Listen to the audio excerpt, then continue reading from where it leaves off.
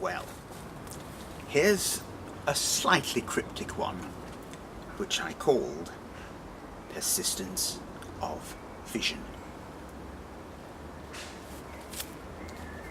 The span of his gaze was so great, he could not see the generations come and go before him, flickering quicker than motes on a sunbeam, growing, rotting, burning at a supersonic pace, flitting between the squares of a chessboard garden too fast for the eye to catch.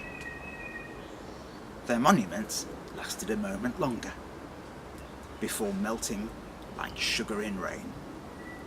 Yet these he applauded, having watched great cathedrals rise and wither like convolvulus or runner beans. A mite colourless, he would have approved more exotic blossomings, but worthwhile enough.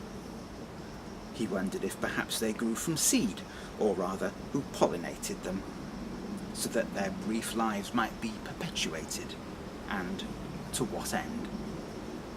Before him, belligerent continents waged war, or else, supine in defeat, they ebbed and flowed, passive upon the tide. He would have liked to eavesdrop on their treaties and entreaties, but they spoke too hurriedly and in a whisper. He yearned to confide in intimacies, and he was reconciled to being alone. In truth, they had begun to weary him.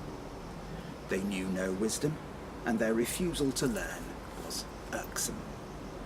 Clearly, this was home to the most rudimentary thought. Had he been young, had he remembered what it was like to be young, he might have wept with disillusionment. As it was, ever the stoic, he watched the terrain crumble further into ashes and clasped his arms tight against the onset of an eternal winter.